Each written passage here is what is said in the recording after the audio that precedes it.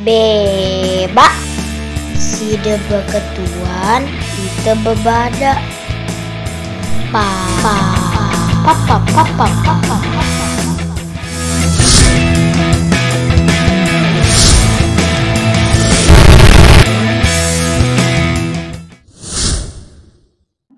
Pertama, Anda kenali tujuan Anda ber-KB. Apakah ingin mengatur jumlah anak atau menjaga jarak kelahiran, atau misalnya berapa jaraknya, berapa tahun, atau jumlahnya berapa yang ibu inginkan.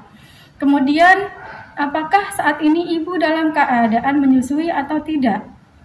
Nah, selanjutnya mendeteksi adanya riwayat penyakit.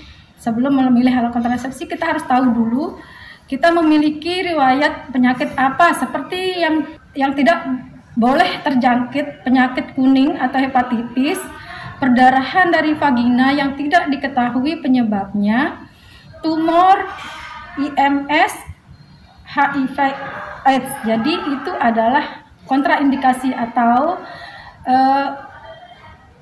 penyakit-penyakit yang tidak boleh menggunakan alat kontrasepsi yang bahan atau mengandung hormonal. Jadi itu adalah beberapa penyakit tadi. Kemudian melakukan pemeriksaan khusus untuk mengetahui adanya tanda-tanda radang panggul atau infeksi di organ genitalia atau organ reproduksi lainnya.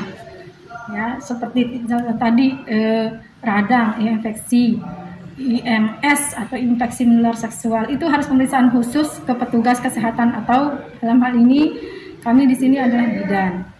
Kemudian ada beberapa jenis metode kontrasepsi atau alat kontrasepsi, tapi di sini saya akan menjelaskan tentang alat atau metode kontrasepsi yang efektif terpilih, maksudnya yang tersedia di puskesmas Ampenan khususnya. Pertama, di sini ada kondom, kemudian pil KB, kemudian suntikan, ya ada suntikan, metode kontrasepsi suntikan, implan atau alat kontrasepsi bawah kulit, IUD atau alat kontrasepsi dalam rahim. Kemudian kalau yang sifatnya operatif itu ada tubektomi dan vaksektomi atau operasi pada kelamin laki-laki atau operasi pada kelamin perempuan, itu adanya di rumah sakit. Nah, untuk mendapatkan informasi lebih lengkap lagi tentang pemilihan alat kontrasepsi KB yang cocok buat Anda, silahkan mengunjungi Puskesmas Ampenan, Poli KB di Puskesmas Ampenan. Ada beberapa alat kontrasepsi yang bisa mempengaruhi berat badan, tapi tidak benar pengaruhnya hanya gemuk, bisa juga berat badan itu turun. Jadi yang mempengaruhi berat badan di sini adalah jenis alat kontrasepsi yang mengandung hormonal. Nah, di sini jenis-jenis yang mengandung hormonal itu tersedia di Puskesmas Ampenan. Yang tersedia di Puskesmas Ampenan antara lain pil kombinasi. Pil kombinasi ini mengandung hormon estrogen dan progesteron. Jadi bisa berpengaruh pada kenaikan atau penurunan berat badan.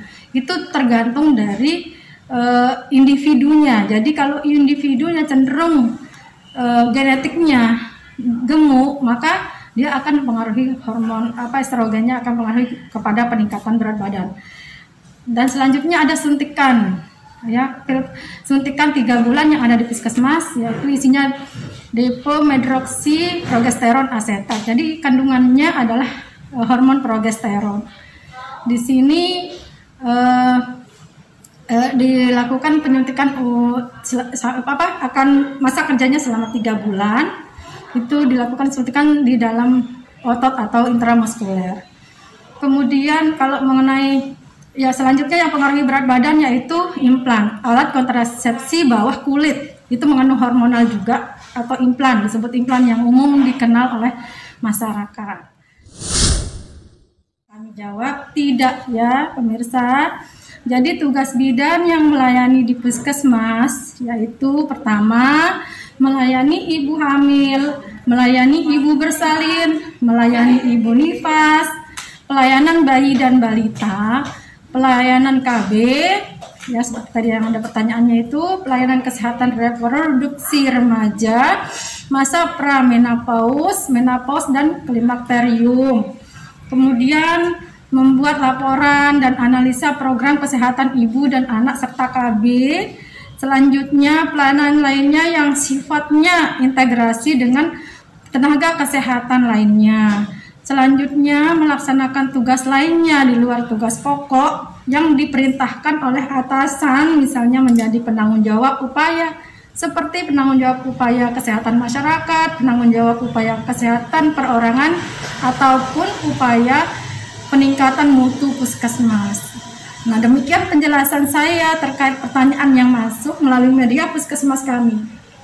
Apabila ingin menyampaikan pertanyaan atau komentar atau saran, tulis di kolom komentar. Masih ada pertanyaan lainnya, tapi kami akan menjawabnya di video selanjutnya ya. Terima kasih, salam sehat, salam bahagia. Assalamualaikum warahmatullahi wabarakatuh.